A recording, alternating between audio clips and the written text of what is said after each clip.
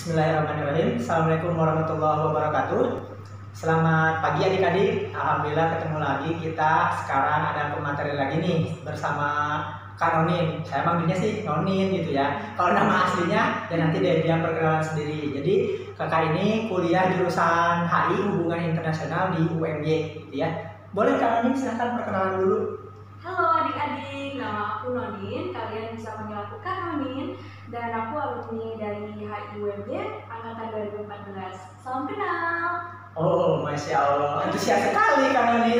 Oke Kak Nonin, jadi memang dalam video kita ini bersama adik-adik SMA membahas tentang kuliah. Jadi yang akan kita bahas pertama kali itu pasti mengenai biaya. Karena bagaimanapun ya biaya itu paling penting dalam perkuliahan gitu. Sekalipun teman-teman dapat beasiswa, jadi teman-teman juga harus tahu gitu ya mengenai biaya perkuliahan itu. Dan nanti kita akan bahas banyak lagi setelah itu. Oke, langsung aja Kak Nonin. Berapa sih biaya yang harus dikeluarkan kalau ngambil jurusan HI di UMY, Universitas Muhammadiyah Yogyakarta?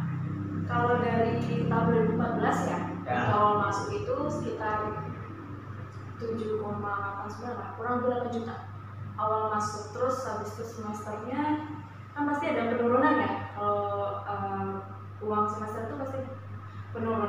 Itu biasanya kita ngambil kira-kira tuh ngeluarin uang itu sekitar 7 sampai 6,5 juta per semester. Jadi semester awal uang pangkal berapa tuh? Uang pangkal kurang lebih 8 juta sih. 8 juta. Jadi semua dari awal masuk dulu semester pertama 8 juta.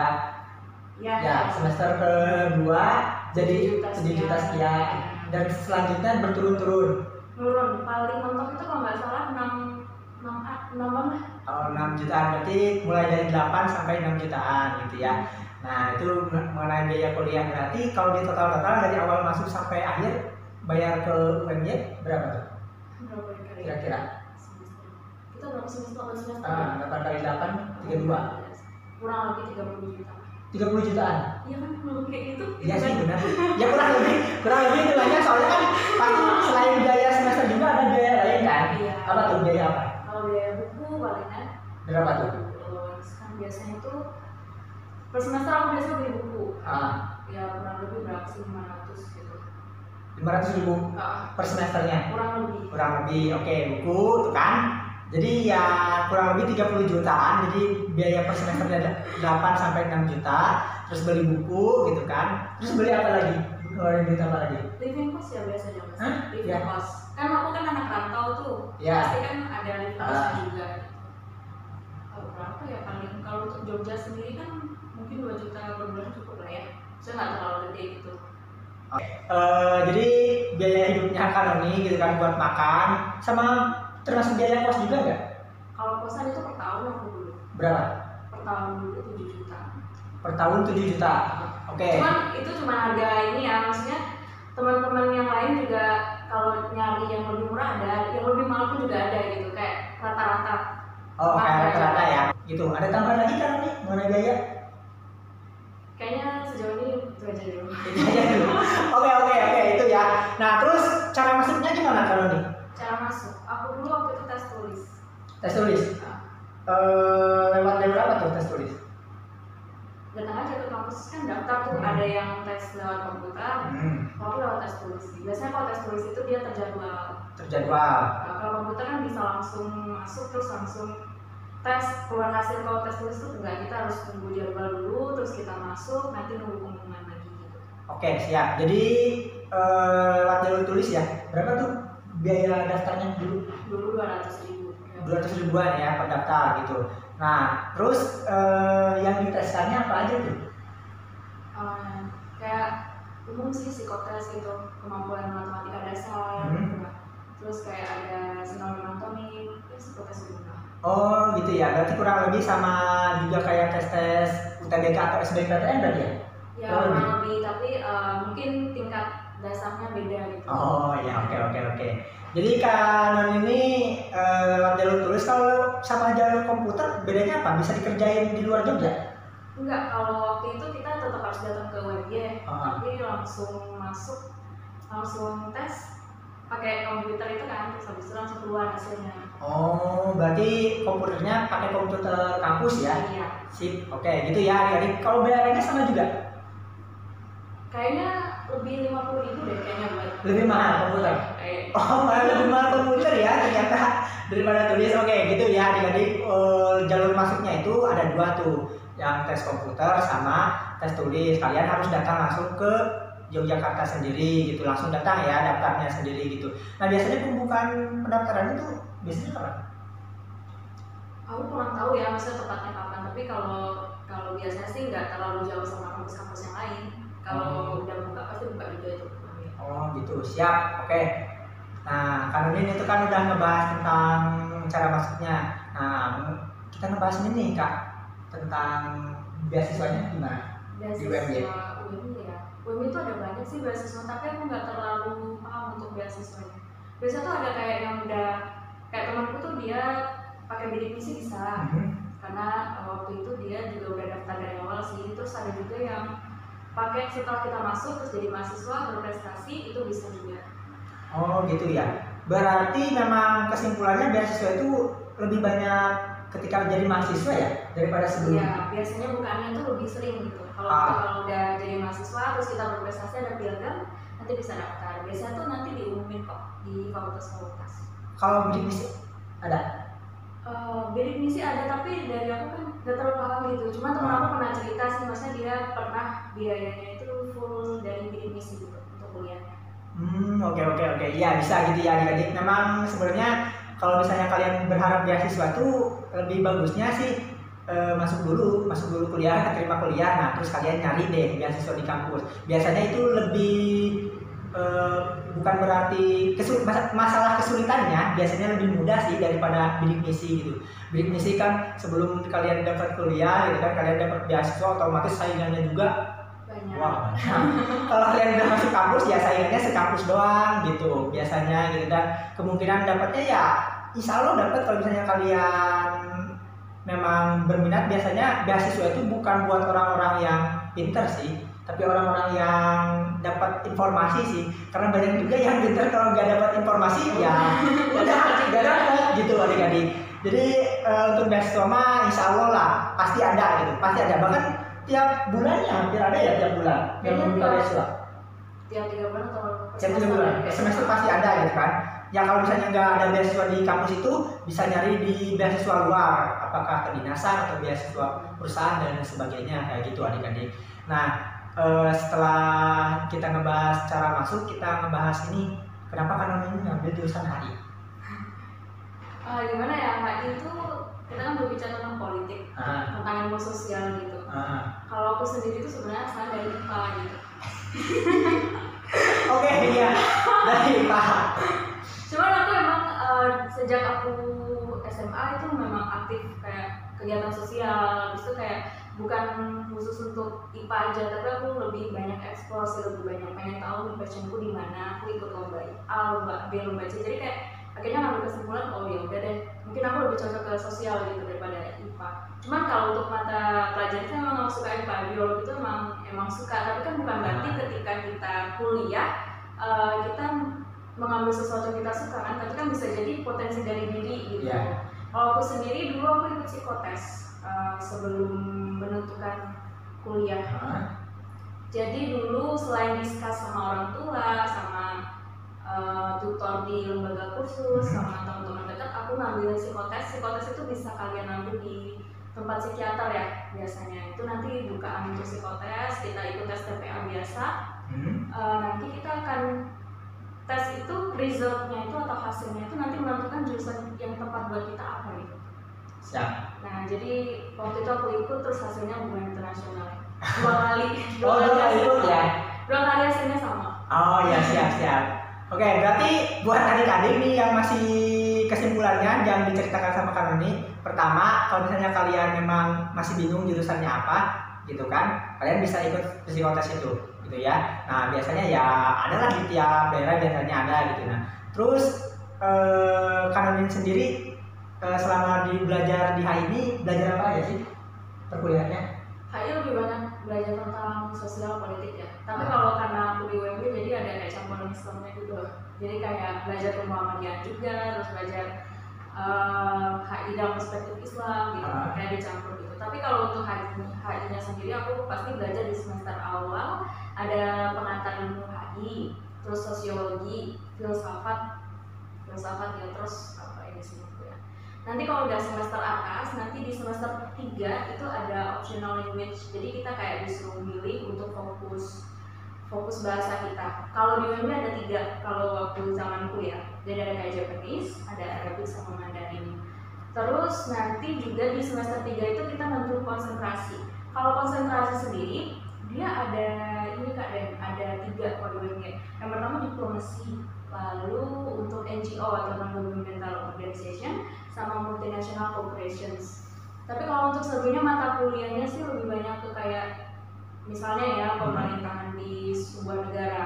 Biasanya kita bisa milih tentang Amerika Latin, Afrika, atau apa Timur Tengah. Terus nanti juga belajar isu-isu HI tentang hukum perdagangan internasional atau yang lain-lain lah. Tapi sesuai dengan konsentrasinya. Jadi batas kita basic itu dari 1 sampai 3 semester kita belajar tentang HI secara umum. Tapi kalau kita udah pilih jurusan atau konsentrasi, dia pasti lebih fokus. Oke, siap. Nah, kalian ini sendiri ngambil fokusnya apa? Multinational corporations. Karena menarik sih menurut aku karena itu di situ kan membahas tentang perusahaan multinasional. Jadi perusahaan multinasional itu kayak perusahaan yang berinvestasi di berbagai cabang di dunia. Misalnya ya contoh kalau di Indonesia itu ada KFC, ada McD gitu. Nanti kalau di dalam maksudnya konsentrasi MNC, kita di situ bakal bicara tentang perdagangan, investasi, tapi dalam lingkup yang lebih luas atau global. Oke, siap. Nah, terus yang harus adik-adik persiapkan gitu loh. Kalau misalnya ngambil jurusan HI ini apa sih? Atau gimana adik-adik bisa yakin kalau misalnya saya tuh cocok nih di jurusan ini? Pokoknya yang kira-kira nggak bakalan menghambat ketika adik-adik kan ada juga tuh yang pas kuliah ternyata kuliahnya malah gini gitu. Apa tuh yang bisa meyakinkan adik-adik di sini kalau mereka tuh bisa yakin masuk ini gitu? Apa yang perlu dipersiapkan sama mereka? Kayaknya kalau HI memang kita kalau masuk ke sana paling enggak punya skill bahasa Inggris dasar gitu kayaknya. Karena memang kalau HI itu sendiri walaupun di tempat itu ada 2 ya, ada yang pilihan pengantar bahasa internasional atau bahasa Inggris, lalu ada yang bahasa Indonesia. Itu walaupun pengantarnya di kelas kayak gitu, tapi sources atau buku-buku, bahan presentasi itu tetap bahasa Inggris. Jadi kalau kita sendiri nggak terlalu mengerti bahasa Inggris agak kesulitan gitu. Oke, adik-adik ya, jadi bahasa Inggrisnya dulu tuh diperdalam yang bisa ikut les atau yang sebagainya gitu ya. Selain itu mungkin lebih ini sih explore tentang negara-negara deh kayaknya, atau lebih update tentang isu-isu terbaru soal dunia politik. Kayaknya itu lebih banyak membantu. Habis itu memang lebih baik ketika kamu ikut jurusan HI, kamu ikut organisasi yang memang sejalan dengan itu. Jadi diskusi untuk isu terbaru atau mungkin kalian gak terlalu update gara-gara mungkin di kosan gak ada TV gitu ya. Jadi kita bisa tahu dari kita berdiskusi sama teman-teman gitu. Oke, gitu ya adik-adik. Jadi emang HI itu, dunia HI itu memang ya biasanya orang umum, orang-orang pada yang tahunya ya emang biasanya tentang politik-politik luar, bagaimana hubungannya dan lain sebagainya. Padahal ke perusahaan juga bisa ya? Iya bisa. Gitu. Jadi kita bisa lebih luas lagi nih jangkauan kita. Nah terus, ini kita sekarang mau ngomongin tentang kalau misalnya ngambil jurusan HI, biasanya seseorang merencanakan seperti apa sih ke depannya? Mungkin lebih banyak kayak dari teman-teman aku sendiri, mereka gabung ke NGO gitu atau non-governmental organization, kayak ikut aktivitas sosial gitu kan, masuk ke lebih ke kegiatan sosialnya. Tapi ada juga yang sebagian besar yang aku tahu mereka pada lanjut S2 gitu. Pada lanjut S2? Oh gitu ya. Jadi memang kurang cukup atau gimana tuh? Sebenarnya udah bisa sih, ada juga yang teman-teman kakak kita tuh mereka udah kerja di Kemenlu gitu, terus di daerah posisi-posisi di pemerintahan lah, kayak kementerian-kementerian seperti itu. Atau yang kerja di KBRI juga ada, tapi memang harus stay di luar negeri ya, atau yang jadi diplomat juga bisa gitu. Oh gitu, oke oke. Jadi memang ya memang mungkin kenapa banyak yang lanjut ke S2 setelah itu ya karena kan hal itu luas sekali jangkauannya. Jadi kalau misalnya mungkin nih kalian juga nanti kalau misalnya udah ngambil S1 rasanya kayak kurang gitu mungkin ya itu. Jadi ya dan juga persaingan di atas sana HI jelas lebih ini juga ya kompetennya. Apalagi kan ya maksudnya HI ini jurusan HI itu termasuk jurusan yang high level sih kalau menurut saya gitu ya. Iya benar, karena memang ya seperti inilah HI gitu kan, hubungan internasional gitu kan. Lihat nama jurusannya aja udah gimana gitu.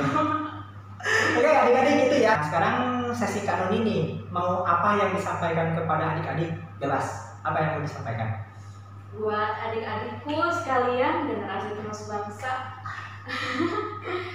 kami berharap kalian bisa menentukan jurusan itu bukan hanya dari naluri dari nurani hati kalian sendiri ya, maksudnya lebih eksplor lah. Kira-kira potensi kalian itu berguna nantinya di masa depan buat negara ini apa gitu. Jadi bukan cuma memikirkan tentang karir kalian sendiri, tapi juga memikirkan untuk orang lain seperti itu. Dan jangan lupa untuk belajar terus, semangat terus. Tidak pernah memikirkan hal-hal yang mungkin kalian bikin putus asa gitu ya kalian. Jangan lupa juga kalian untuk belajar ya pasti. Walaupun kalau saat ini kan masa pandemi corona, jangan menjadi alasan buat malas-malesan karena di depan itu dunia masih panjang. Nah kalau ini bisa gak ngasih, ya pasti bisa lah ngasih semangat. Maksudnya semangat tuh gini loh, karena kan ini buat adik-adik ya. UMY itu memang kampus swasta ya. Tapi meskipun kampus swasta itu kampus elit loh, salah satu kampus elit di Jogja loh. Jadi kalian jangan mandang UMY itu anak swasta pengen ke negeri dulu atau gimana. Ya beda loh. Kalau kalian mungkin ya kalau di luar Jawa mungkin konotasi Muhammadiyah, maksudnya Muhammadiyah, kampus-kampus Muhammadiyah di manapun tuh kayak kecil atau gimana gitu dibandingkan kampus-kampus yang lainnya. Tapi kalau misalnya kalian datang ke Jogja, wah UMY sama UMN yang di Malang, pokoknya dua kampus itu bukan kampus yang bisa kalian anggap gitu kan. Nah jadi ini kalian bisa nih sampaikan gimana nih adik-adik yang mungkin ya sudah mencoba ke negeri tapi akhirnya memilih swasta, gimana nih? Oke guys, swasta sama negeri itu bukan soal tingkatnya. Ya betul. Mereka nggak berbicara tentang mana yang lebih bagus, tapi di situ gimana bisa ditumbuhkan generasi yang baik buat kedepannya. Jadi kalian jangan ragu untuk mencari tempat di mana kalian belajar. Yang penting di situ ada niat dalam hati kalian dan tetap semangat. Udah gitu aja. Ya siap, oke Kanonin. Jadi memang buat adik-adik nih yang memang bukan selalu sih ya, emang semuanya anak SMA tuh pasti awalnya daftar dulu kan ke negeri dulu gitu kan. Setelah nggak keterima, nah baru dia mandang swasta. Nah itu sebenarnya menurut saya pribadi itu bukan pilihan yang tepat. Harusnya kalian daftar ke swasta juga, daftar ke negeri juga. Jadi di mana kalian negeri nggak terima gitu kan, kalian udah ada pilihan swasta gitu loh. Apalagi UMY itu meskipun swasta tapi kalian tahu sendiri lah, nanti kalian tahu sendiri kayak gimana gitu kan kampus UMY ini gitu. Tapi yang penting itu bukan soal kampus dia negeri atau swasta deh.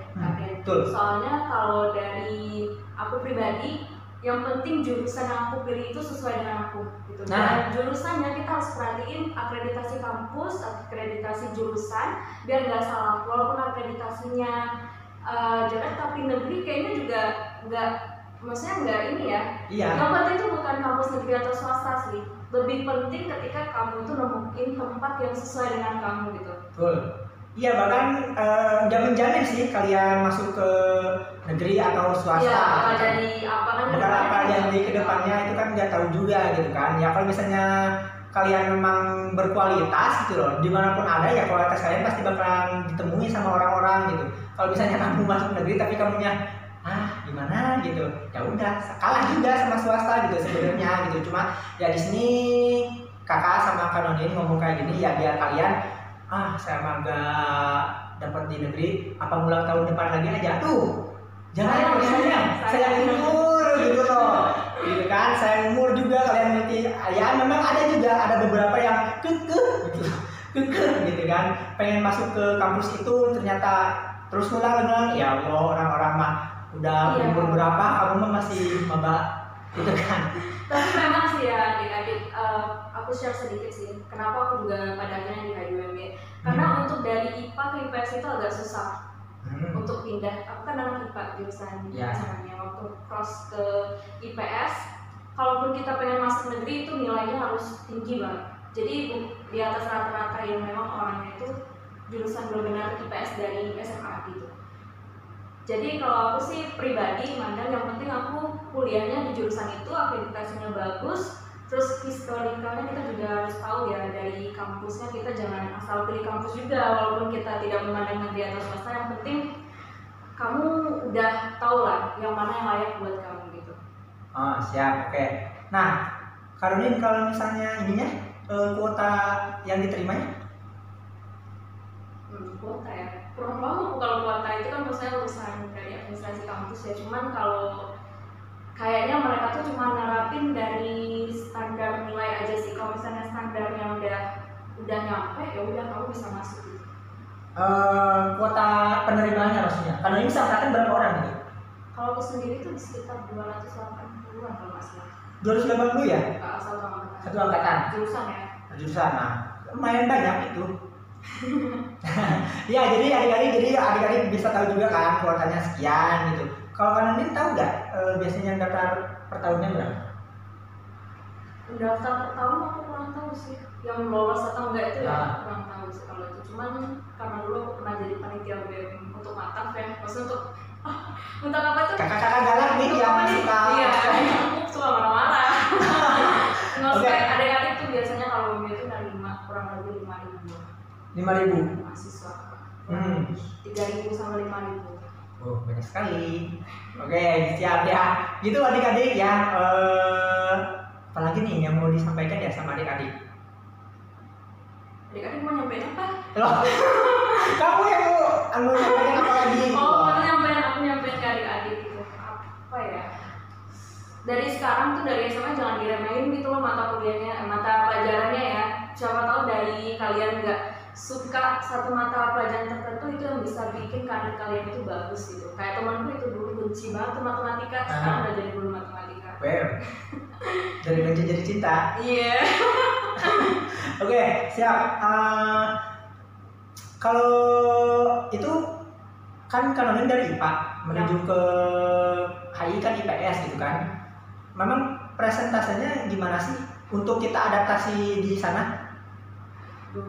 Agak susah ya waktu adaptasi sih sebenarnya. Aku kayak merasa pertama aku dari tempat aku tinggal di Bengkulu tuh, masuk ke Jogja tuh udah culture shock di Yogyakarta sendiri gitu loh.